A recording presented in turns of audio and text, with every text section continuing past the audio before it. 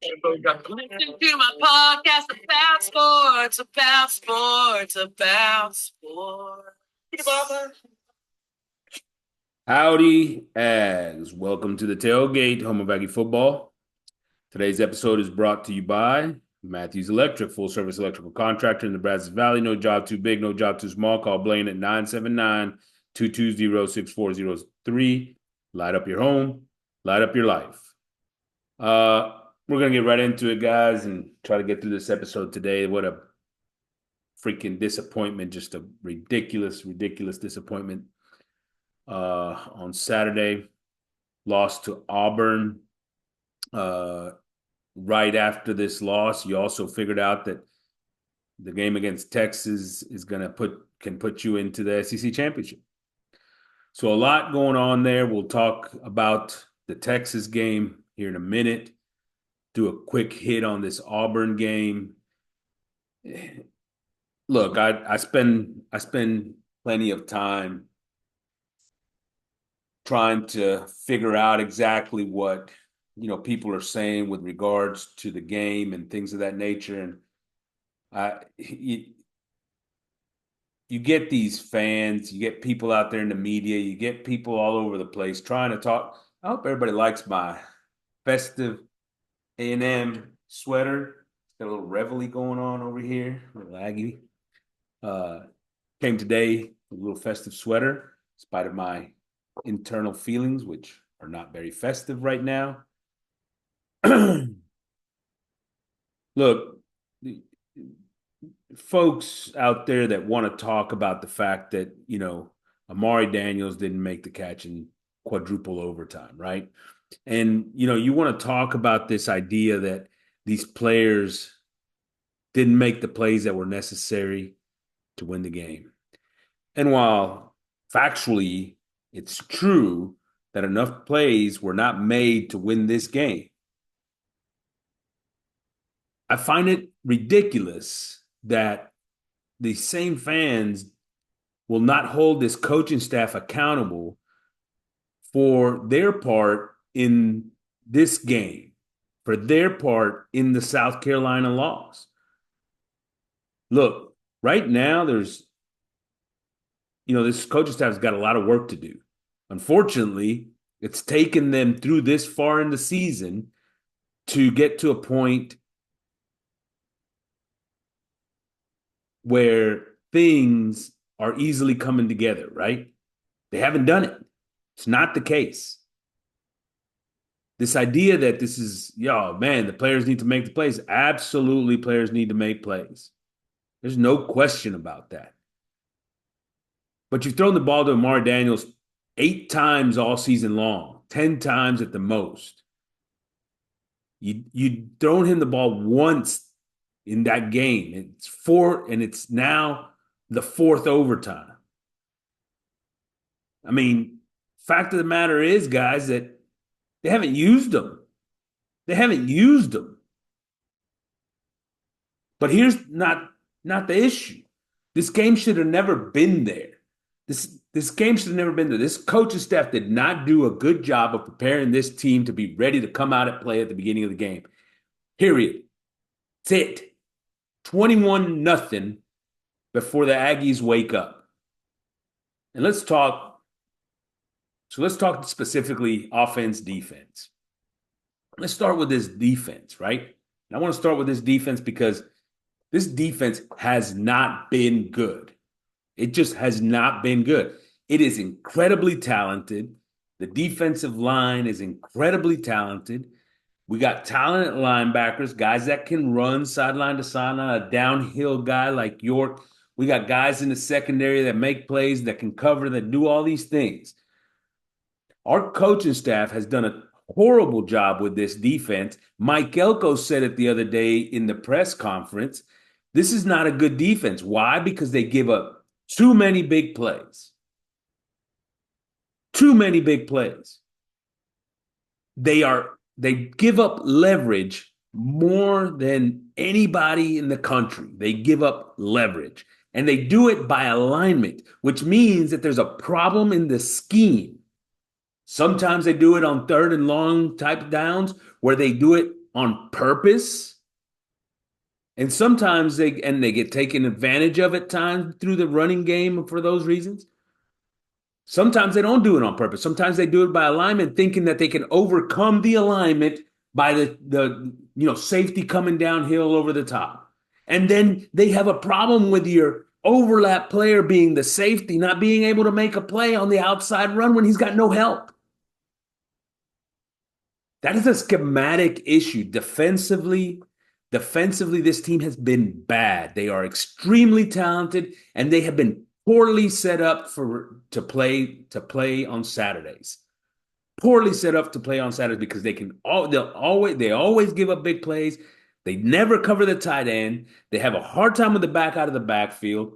And right when you need them the most, they can't make a play on 3rd and 4 because you've got them doing all kinds of twists and stunts.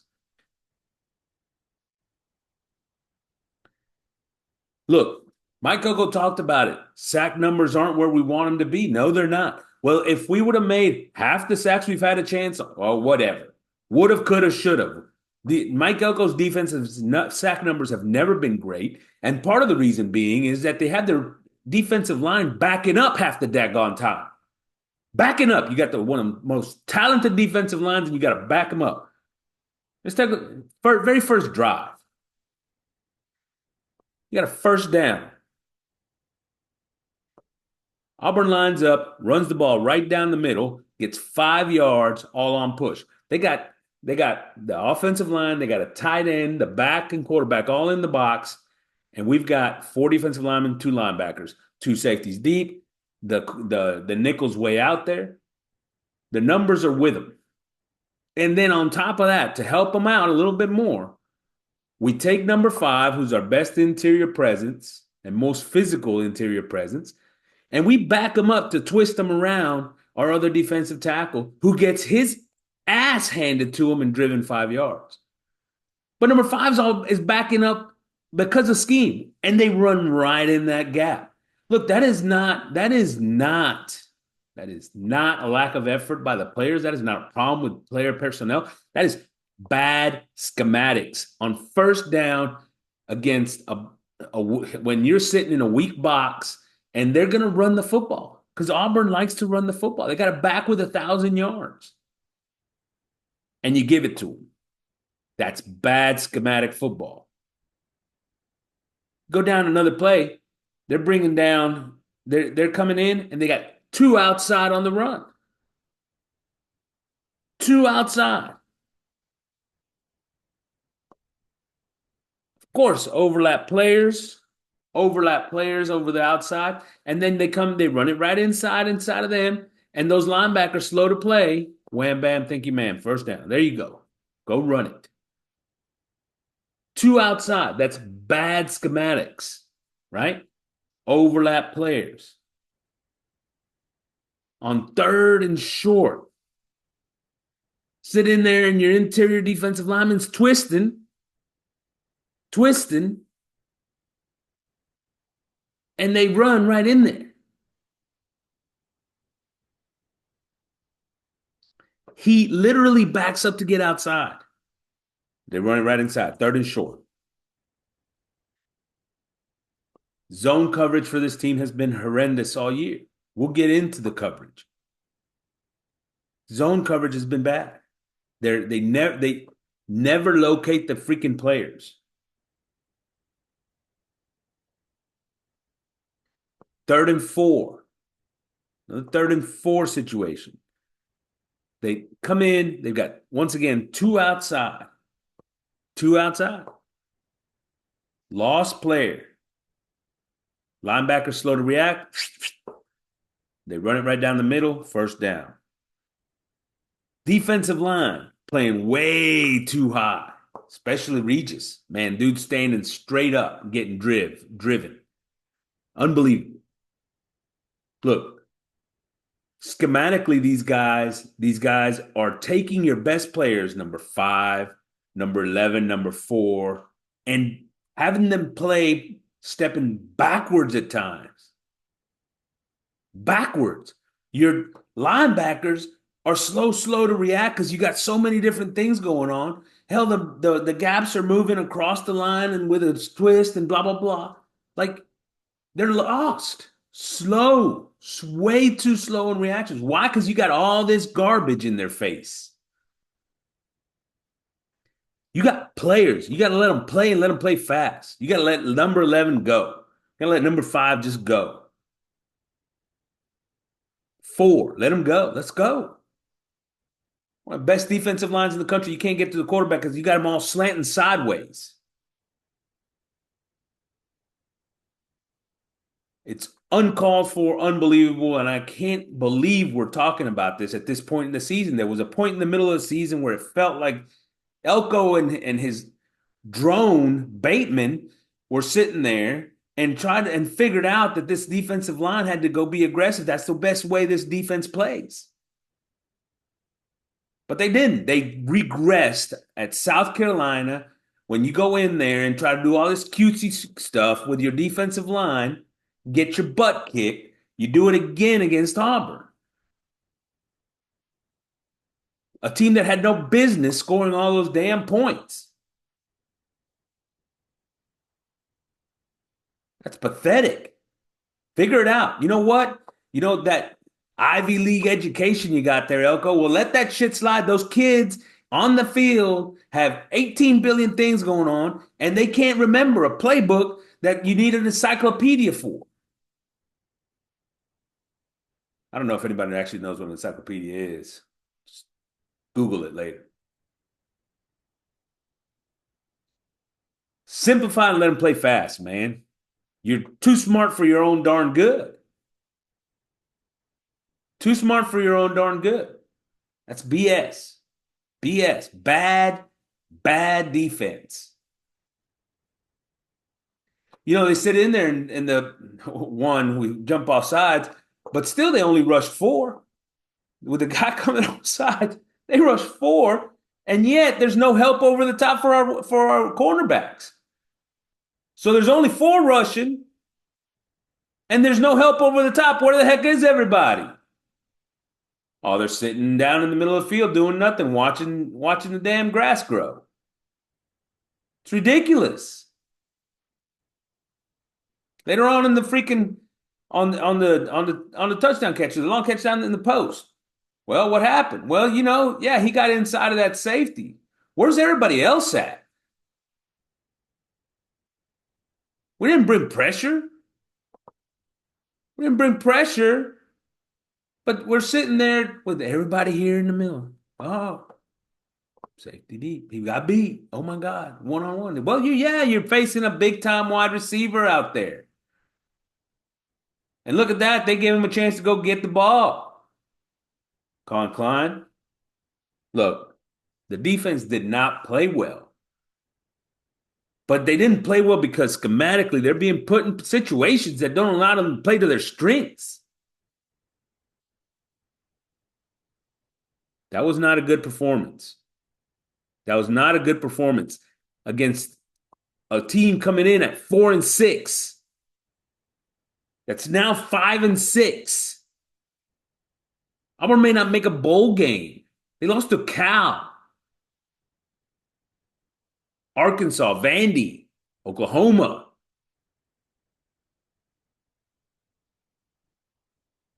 Those teams don't have a better defense than the Aggies. They don't have better defensive personnel, at least, than the Aggies. That's for damn sure. And you sit in there and you're wasting it. Defense should be dominant. Line up and play.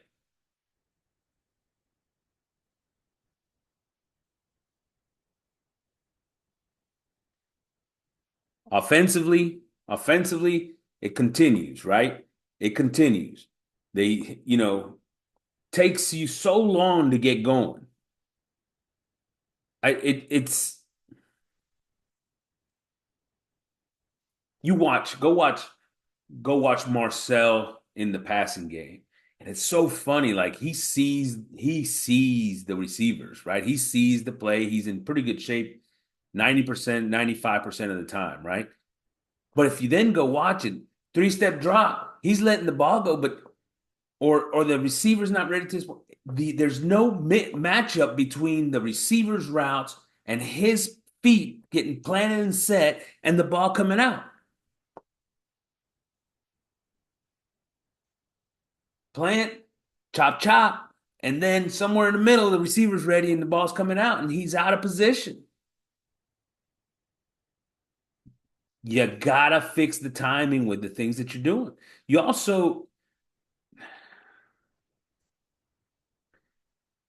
you also have to be better about figuring out numbers, right?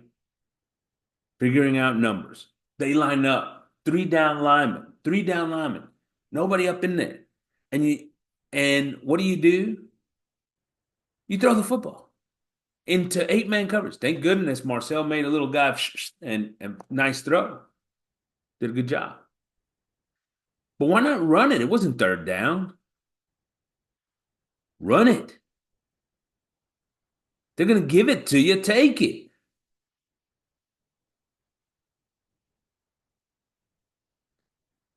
Offensively, this team has got to start putting pressure on defenses from the go.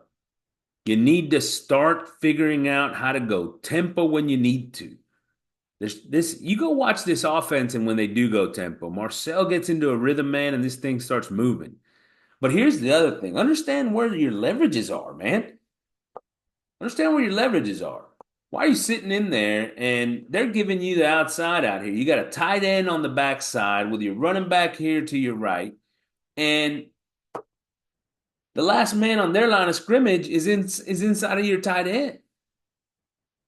Inside of the tight end. Just take this back, peel them off to the next level, take this quarter, just run them down, quarterback up the outside on the outside. Done. The moment, but they know you're coming across with the running back. What you're going to try to do is get to the outside on the other side where you don't have those same numbers. Makes no dang sense.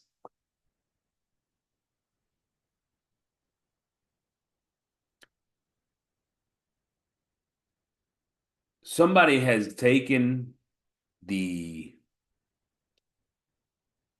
Marcel out of Marcel. You guys have coached him to, I guess, to avoid hits now at this point, and he's missing a little something there in the giddy up. But let me tell you, the kid has played pretty darn well. If he'd have any assistance whatsoever from his play caller, guy would be, people would be talking about him nationally. Still can't figure out how to get easy throws for your quarterback. Easy throws. Quick wide receiver screens. Oh, they're pressing on it. Well, back them up. Or bring them in motion. Create some space.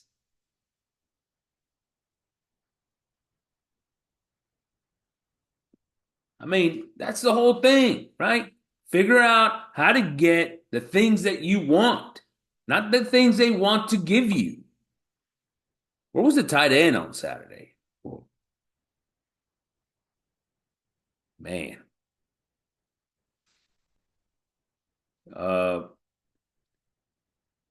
Look, offensively, this team still scored enough to win. They still didn't get going. And they still don't do enough things that are just easy for Marcel. Easy plays, man. Just things that get guys in rhythm. Boom, boom. A little more tempo. We need more tempo in there. When we get tempo, we look better. Get the tempo. Anyway. Look, it was a bad game. Now, having said all that, here's the thing. Having said all that, this team still has a chance to go make the SEC championship. And that would be the first time in the history of this team that we would do that. So that would be a win. That would be a win. But here's the thing. Don't give me this crap about if you go out and lose this game against Texas, well, you had everything to play for in the last game of the season. That was a huge improvement this year. What a big improvement. Bullshit. 8-4 is not an improvement. 8-4 is what we've been doing for the last 6 years under Jimbo and 5 years under Sumlin. 8-4 is not an improvement. 8-4 against the schedule we played is definitely not an improvement. You've got everything in front of you for the season, and you're absolutely right. You go beat Texas, man. You make it to the SEC championship. This year has been amazing. That makes this year a success because that's what you signed up for. It's championships. That's what we're here to play for. Championships. This would be an opportunity for A&M to do that. But if you lose, don't give me the sad story that, hey, man, if they would have won, they'd have been right in it. They didn't win. And at the end of the day, it's because of a collaboration of things, not just the one game. 8-4 is not a successful season. Period. You beat Texas, though, 9-3, boy. That's a different story. I won't be rooting like hell for those Aggies, man. Look, and it is that simple. It is that simple. Because losses to South Carolina, which I understand is playing better football, yada, yada, yada, yada. A team that is not as talented as you are and yet beat you handily. That's coaching. Lost to South Carolina, a loss to Notre Dame, which now looks really good, but if you don't play the worst possible game an offense could possibly play, you've got a chance. If you make the call at the halftime to go with Marcel, you probably win that game.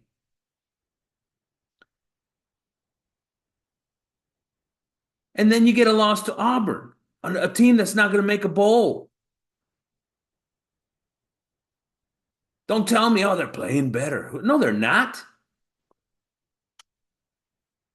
We let them play better. That's a joke. Now you got a game up again here against Texas where this is, you start doing all this cutesy little whatever stuff and letting those guys Sark game plan against you all day. It's gonna be a long day for that defense. You better line up and play. On first down, don't have your defensive tackles backing up.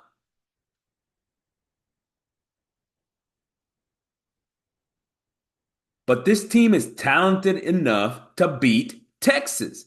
They're talented enough to beat Texas. They're playing at Kyle Field, which is going to be absolutely insane. Go beat Texas. You got no excuse, Elko. None. I don't want to hear it. Make it close. No, that doesn't make it a good year. I don't give a shit if it's your first year or not. You had talent, could have coached it, you overcoached it, you freaking were too smart for your own good, and you didn't get there. Well, you still have it in front of you. And I'm rooting for you, buddy. But this idea from these people that say, y'all, 8-4 would be a good year. Nah, man. 8-4, not a good year. So let's go have a good year. We got to finish. Boy, this is a big one. This is a big one. Look, Texas is coming in here. They've shown some vulnerabilities. They haven't been playing their best football. The only good team they played beat the dog mess out of them in Georgia. They are talented. Sark does a great job of scheming up that offense. All those things are true, but they are beatable. They are beatable. The Aggies can beat them. More talent on the defensive line, just as much talent as far as quarterback and running back.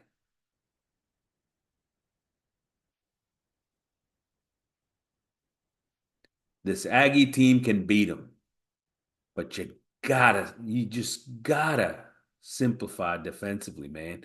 You gotta go make plays defensively.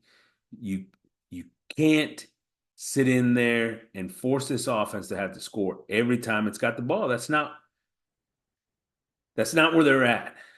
And if you are that offense now, if you are Colin Klein, Now's the time to let this thing loose, man. Let the tempo start up. Get moving. Get it moving. All right, Aggies, let's show up, baby. Show up Saturday. I know that place is going to be absolutely insane. Biggest game I can remember. It's time to show up. Shout out Jeff Marsh asking any chance Moss comes back next year. I mean, I think there is. I mean, don't get me wrong. You know, if if somebody were to tell him he's going to get drafted in, I don't know, the first 4 rounds or something, maybe he should go. But, running backs in this day and age is, I mean, come back.